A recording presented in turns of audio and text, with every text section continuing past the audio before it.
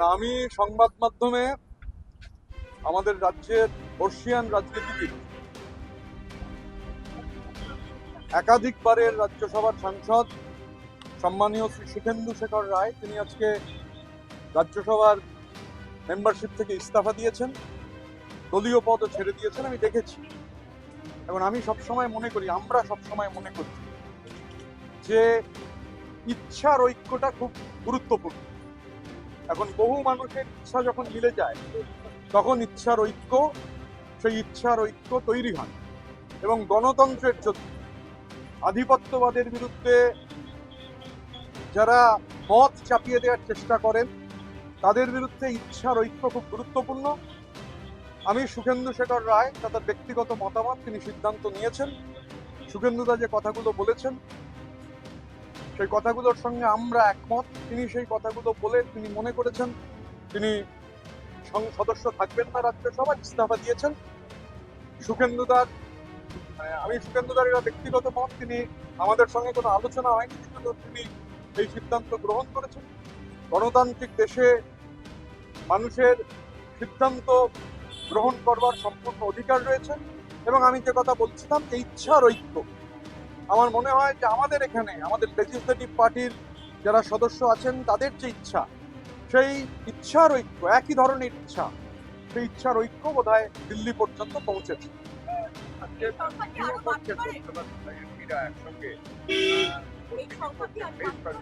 আমার সঙ্গে লোকসভার বেশ কিছু এমপির গতকাল কথা হয়েছিল, টেলিফোনেই কথা হয়েছিল, কিন্তু তখন আমি এরকম কিছু শুনিনি। তারা আমাদের যে বক্তব্য সেই বক্তব্যগুলোর সঙ্গে সহমত ছিলেন। স্বাভাবিকভাবে যদি তারা সেভাবে, আমরাও একসঙ্গে কাজ করেছি, সহকর্মী ছিলাম। এরা সমস্ত পার্লামেন্টারি পার্টির মেম্বার এবং পার্লামেন্টারি পার্টির মেম্বাররা, আমি যেহেতু সাংসদ নই, স্বাভাবিকভাবে পার্লামেন্টারি পার্টির মেম্বাররা যদি একত্রে বসেছেন, এটা খুব স্বাভাবিক। পার্লামেন্টারি পার্টির অধিকাংশ মেম্বার যদি একত্রে বসেন এবং আলোচনা করেন, যদি এটা হয়ে থাকে তার মধ্যে তো অসুবিধার কিছু নেই, হতেই পারে। আজকে সুখেন্দুদা রাজ্যসভার কাজের বিষয় নিয়ে একাধিক প্রশ্ন তুলেছেন, যেহেতু আপনিও একই সঙ্গে তার সাথে রাজ্যসভার সাংসদ ছিলেন।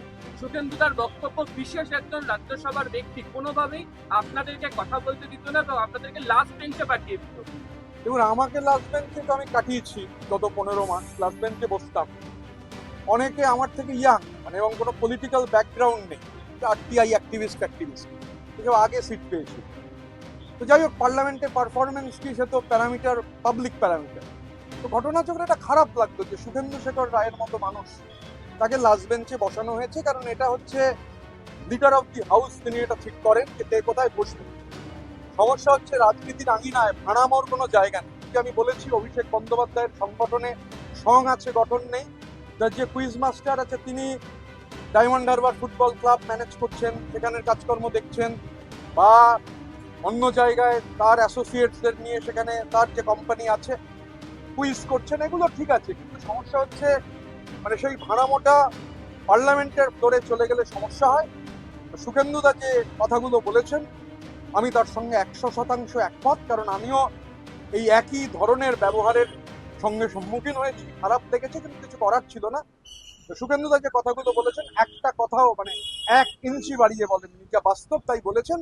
প্রবলেম হচ্ছে যে ওই কুইজ মাস্টার কুইজ শোতে যে ভাড়ামো করা চলে মাঝে মাঝে, সেই ভাড়ামোটা পার্লামেন্টে চলে।